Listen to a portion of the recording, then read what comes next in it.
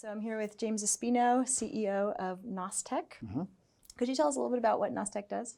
So BlueTech's been around since 1981. So we're a fairly experienced company, primarily performing a lot of engineering work. We were founded in 1981 as a GPS engineering company. So the first GPS satellite was launched in 1985.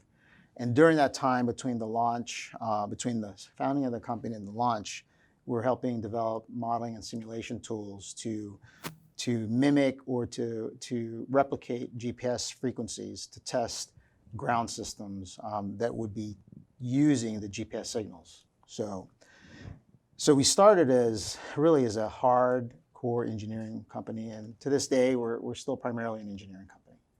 And did you always want to run a business, or were you an engineer? Can you tell us a little bit about your path? I'm a 1994 graduate of the Coast Guard Academy. I received my bachelor's there in computer science and mathematics. And when I was younger, I read a book on Lee Iacocca, other books by Jack Welch, his autobiography. So business leaders always appealed to me. Understanding where they came from, what they did to make their companies great. So I use it as kind of lessons for my own role as a military officer. Have I always wanted to run and own my own company? Probably somewhere I did. Because as a military officer, you're always striving for that next rank, that next goal, and you stay pretty, mission. The mission. What's the mission? Achieve the mission. So, and part of that is to try to I guess increase your role within the organization.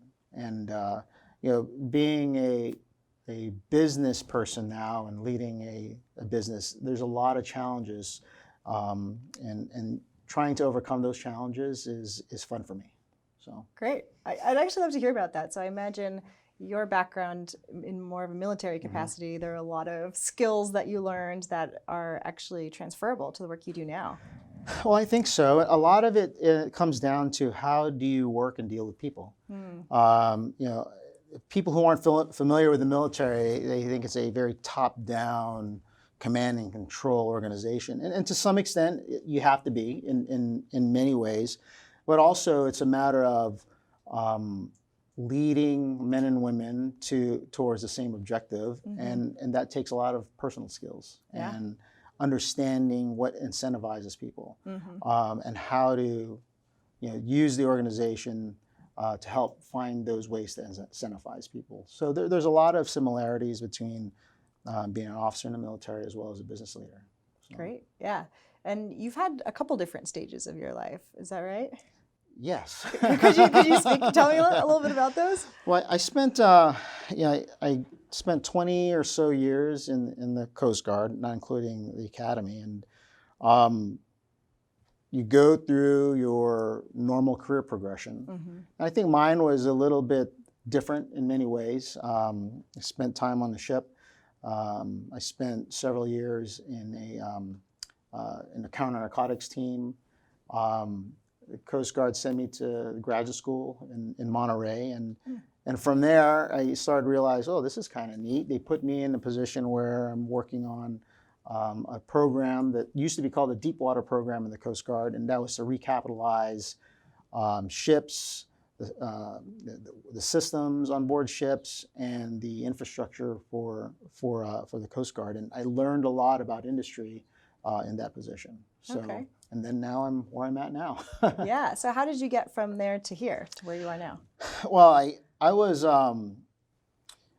working as a senior person as part of acquiring and developing the new weapon systems and combat systems for Coast Guard ships. And one of the companies that helped support us, I became pretty close to the owner, and. Over the years, even after I left that position, we kept in touch. And at one point, he decided, hey, when you decide to retire from the Coast Guard, whenever that might be, I'd love for you to come work for me.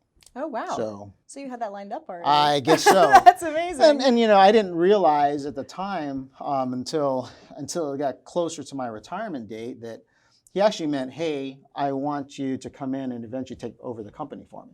Wow, very cool. Which was really neat. There's a lot of you get a little nervous and anxious about that. I was a little anxious about it to see what that really meant.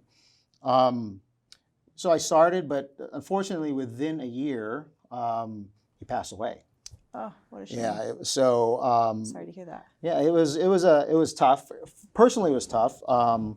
He was the face of the company and owned the company, and he was a father figure for 36 plus years. And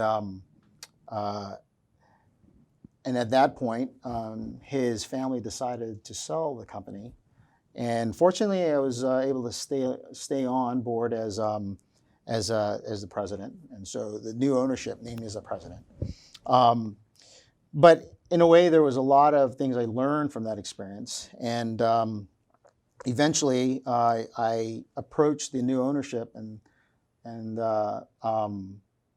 we came to an agreement that the company would spin off, and I'd be able to acquire ownership of the company. So that's where I'm at now. So it's a nice tribute to his legacy in a way as well, that he wanted you to be stepping up into that position. It is. That's so cool. Yeah, yes, yeah, you're right. I haven't thought about that way, but yeah, it is. So. Yeah, okay. So, and thinking about kind of young leaders and being interested in doing the kind of work that you're doing, what would you say to people who would want to think about maybe running a business someday?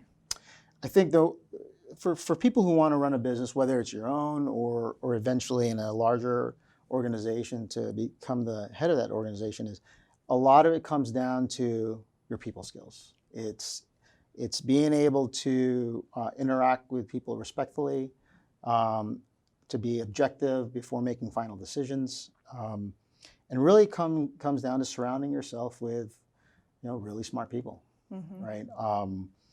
And that's where I see my role is that I take the inputs and understand, perspectives that people might have based on their expertise, and really, but you have to take ownership of the decision, based off of the inputs you get, and I think that's where the cream rises to the top, is being able to. It's easy to make the easy decisions.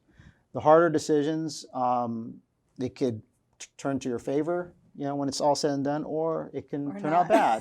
Yeah. And if it turns out bad, it ends up being, all right, what kind of character do you have to own that decision and not place blame on others? So it really comes down to how do you work and deal with other people for me.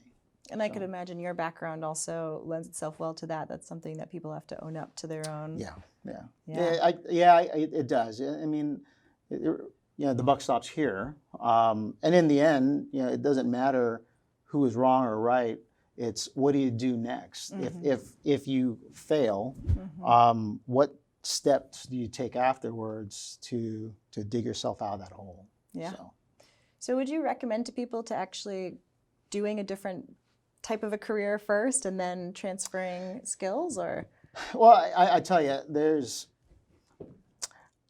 for me, it worked out. Yeah. Right. I think it worked out, and really what I learned is that the variety of experiences you have really lend better towards being able to run a business. I think because oftentimes there's many things you've seen before, but maybe in different forms because of the variety that I had in my own career.